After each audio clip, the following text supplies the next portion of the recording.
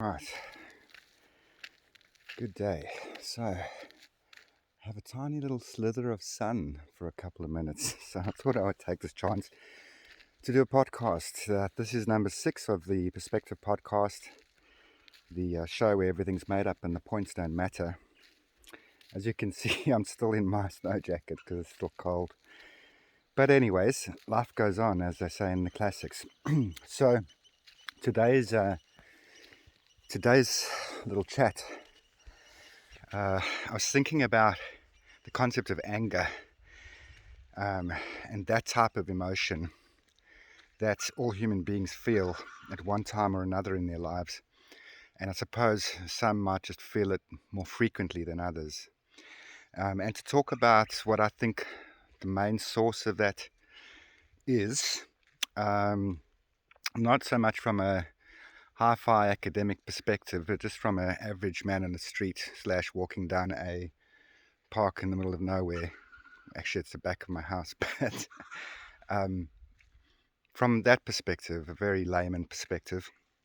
And then I'll give you a practical example of what you can do to, I suppose, just to subside that a little bit more in your own life.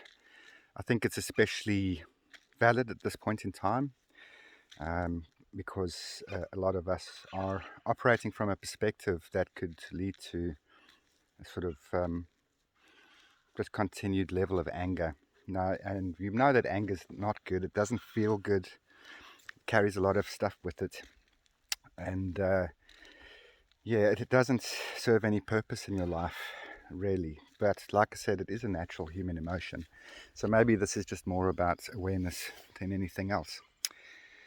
So, in a nutshell, the source of anger, in my view, is derived primarily from the ego. It's derived from the desire for self-protection, the self, protection of the self. In that, when you're in a position of fear, or you feel that you're being challenged in some way, that's kind of challenging your self-integrity or your very sort of being, if you want to think of it that way. Many times you get angry, but you realize it's a very unconscious thing. So it's not something you might sort of go, oh, I've got anger coming up. It gets triggered.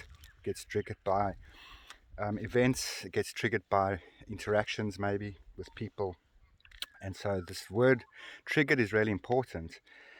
And this goes back to the whole concept behind what we'd call fear mongering as well. In that the human brain has I think it's actually got 3 regions. I talk about the sort of reptilian brain, which is that tiny little P in the middle there. And that acts out primarily on instinct. It's the fight or flight syndrome.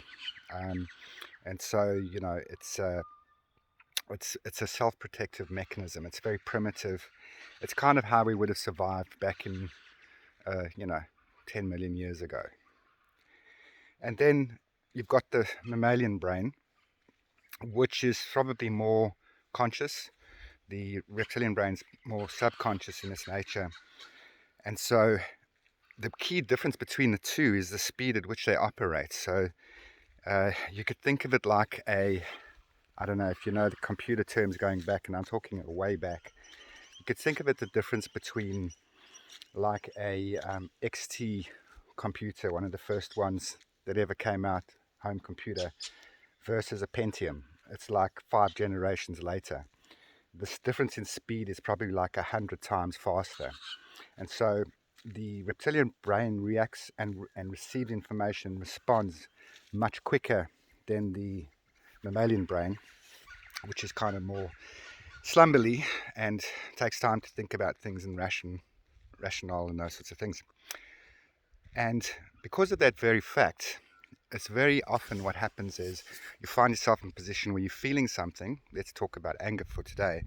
Where you're feeling something, you're not sure how you got there. It's just welled up inside of you, that feeling. And a big part of that is the fact that you actually maybe are triggered by some event or external thing that has, in essence, sparked that reptilian brain, and it's gone straight into instinct mode. And so by the time you actually catch your breath, only by that time the mammalian brain's actually starting to process that information, because the body is in self, and the mind has got into a state of self-preservation. And so that's quite a simple concept to understand. I can put a link for you into it if you'd like to understand a bit more about the science of it, but I think many people would have this understanding or would have heard of this at some point. So, practical examples to think about here.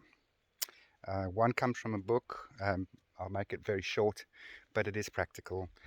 And then the other just comes from some experiences that I've had. So the first one is very basic and it's very simple. One thing that you will become aware of, even if you're not consciously aware of it, when you're having this type of reaction, is you will feel something in your body. It may be some sort of feeling like you can't breathe. If people get angry, maybe they can feel the blood pulsing through their veins. They can feel a knot in their stomach. There will be some physical reaction to the trigger, because that's the pace at which the body's working at. It's the autonomous nervous system, and so that brain, that reptilian brain, is responding to stimuli, and it's charging the body. It's releasing adrenaline as well, for example. And so what happens there is, if you're aware of what you're feeling in your body, even though you're not aware of it in your mind, that at least is a circuit breaker. Because you go, whoa, hang on, I'm feeling this. You might want to take action in that fight or flight respect, which is fine. But if you're in a situation that it doesn't make sense that you're feeling that way, the one thing that you can do is just do the good old counting to 5 thing. Okay? So when you have this response, you feel this feeling, rather than reacting, rather than saying something, rather than posting that tweet, whatever it is that you feel you need to do to let go of the anger, it's an opportunity for you to short circuit that. And so by counting to 5, generally that will give you a bit of time. Take a breath, count to 5. I know it sounds very simple, but it does actually work. So that's a level of awareness that you can have about your body. The second thing as well is, and this is an age-old idiom, is the idea of never act out of anger, right? So if you know you're in that angry state, don't act upon that. Step away from it. If you're in a situation that you feel that coming to you, get out of the situation.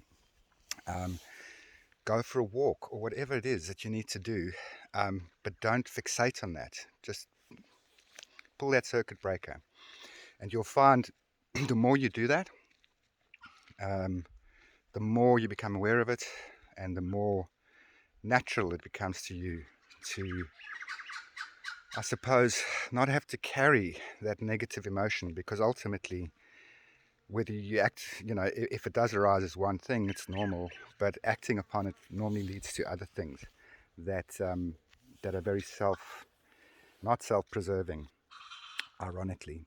They tend to do things like damage relationships, damage reputations, all of that kind of stuff, guilt, shame, all the rest of it. And unless you're a psychopath, for example, you may not feel those emotions, and that's, I guess it's just a part of humanity. I think it's 10-15% that are in that category. Anyway, so that's that idea. The other idea I had, or thought I had about it, is the information that you take into your life can lead to a lot of instinctual fear, especially at the moment. If you're watching mainstream media all the time, if you're fixating on the situation and what's going on in the numbers, if you're on social media all the time, and then someone will post something and you'll feel this vexatious feeling, and maybe you would respond bearing in mind that you probably don't even really know what the other person said in many instances because it's a text message. So it's out of context, so to speak. It's not long form. That's something to consider. So that's a very simple fix. It's just basically reducing the negativity without ignoring it, but just reducing the consumption of it. And you will find, and looking for positive things maybe, things that you find inspiring in your life. Everyone has something that they enjoy and that they,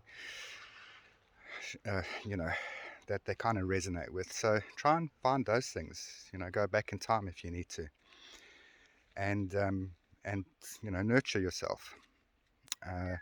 And that way you'll find that, a lot of the reason why I said that is a lot of the stuff is deriving and it's driving fear, and then it's leading to these types of instinctual responses, breakdown in communication, anger, arousal, all of those sorts of things that in some ways make it even harder for us to cope in a situation that's kind of very human.